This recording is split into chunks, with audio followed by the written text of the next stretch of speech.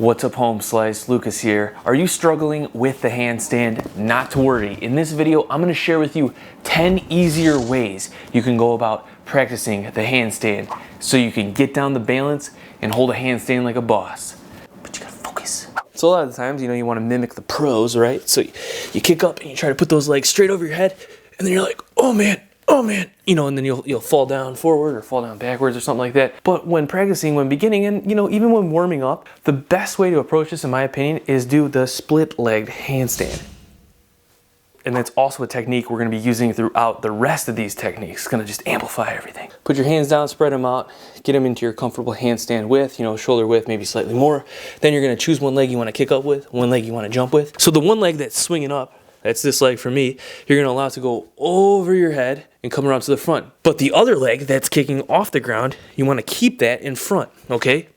Thus, split leg, like this. This is great because it not only enhances your ability to balance forward or backwards in the beginning stages, but just in case you overshoot or undershoot, you'll have one leg to come down to, either if you pull the arm up and you come around to the back, or you just come back down to the front. So it's easier to hold the handstand position, and it provides you with securities back and forth.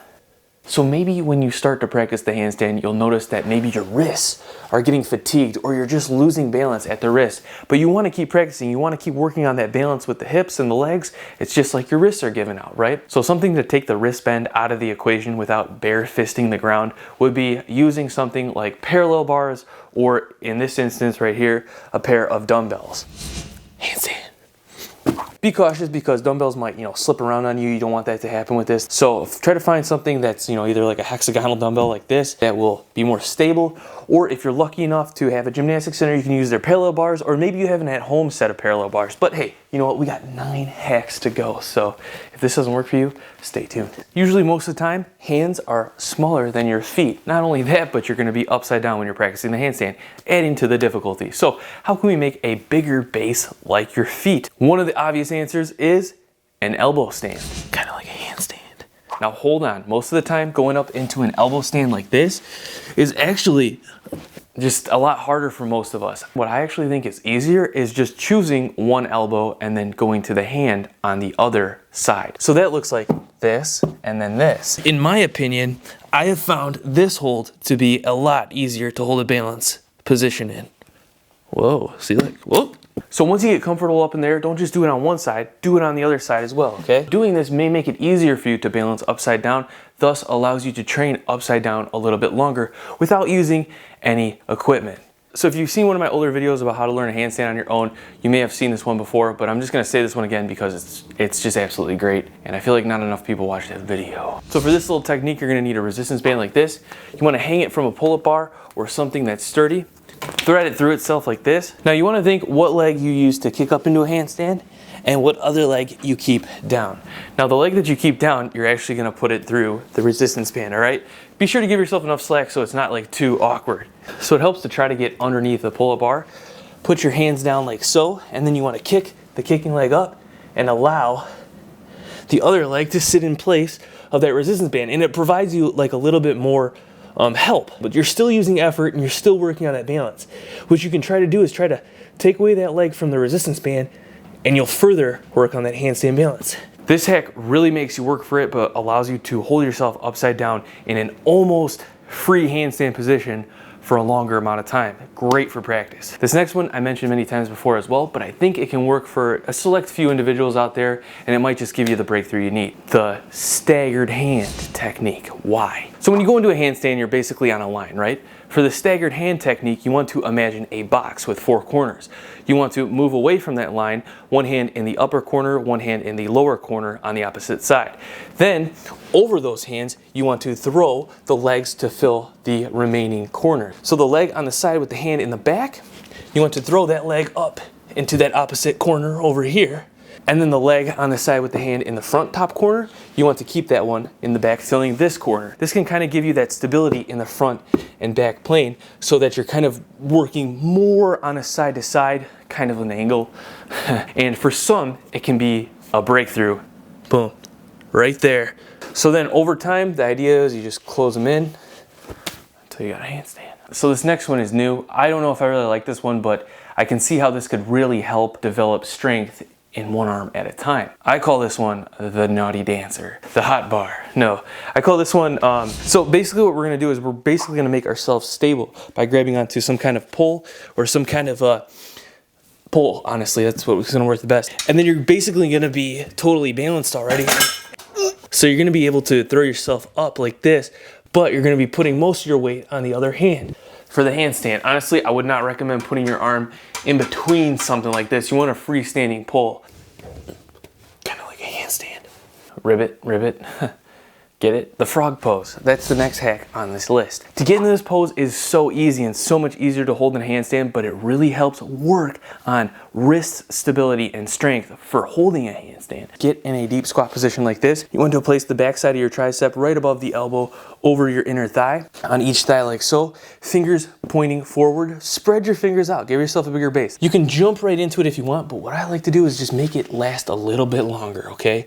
We want to kick off that left leg first, or your right leg, whatever side you choose, and then you can bring that right side off, boom, until you find balance.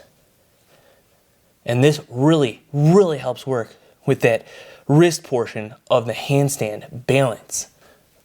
Frog pose. Another technique we can use to help us get used to being upside down, holding a balanced position, is the classic headstand. I recommend putting down a pillow or something that will make it softer for your head, but I've got a hard head. So you want to place your hands just like you would do a handstand, right? Shoulder width, maybe slightly more than shoulder width. That's how I like it. Place your head in front, forming a tripod-like position. Then you're just going to kick up like so, exactly the same as a handstand, but you're going to be using all three of these limbs, I guess, for holding yourself up. It's a lot easier to hold in the handstand, gets you used to balancing upside down. Make sure you don't have any pre-existing conditions if you're doing this. All right, now you may have heard, use a wall when doing a handstand. It's a great way to get used to going upside down over the hands, obviously, but I don't want to bore you guys with something you probably already knew, right? Gosh.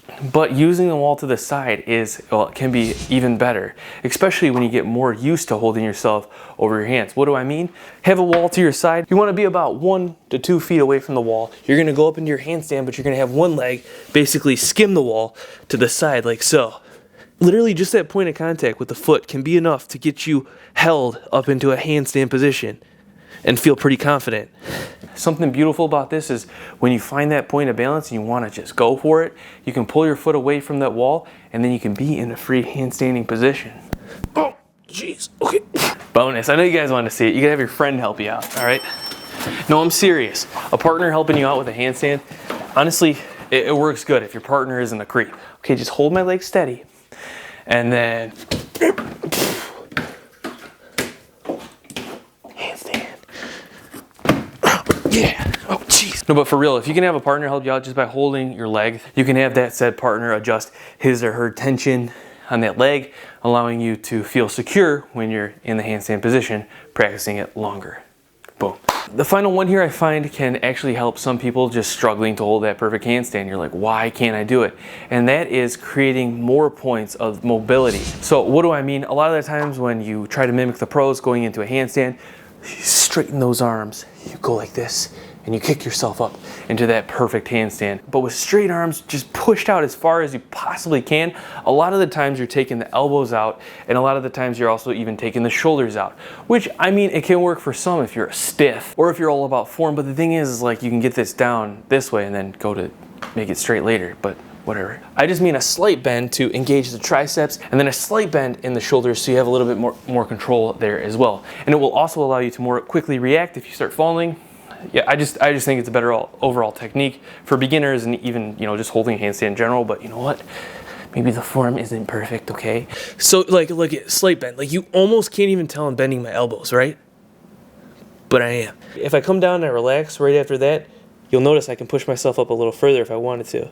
Okay, but I was holding it right there with a slight bend. So those are some techniques you can use to help practice the handstand a lot easier than just going for it. With that being said, it really does help to have good strength and be good with your body weight while doing a handstand. If you're interested in my 12-week body weight training program, check out bodyweightbeast.com. 2.0 on onlykindsfitness.com. There are a ton of exercises throughout that program that will help you work up the strength in the upper body, that will help you hold and balance in a handstand position. Thank you so much everyone who has already purchased Bodyweight Beast. Thank you so much for your support and for your positive feedback. I'm very, very excited to hear you guys are getting great results out there. If you want to see more videos like this, let me know below. Thank you all so much for watching. Don't forget to subscribe, turn those notifications on. I have more videos coming out. Peace. I hope you all have a great day. I will see you all in the next video.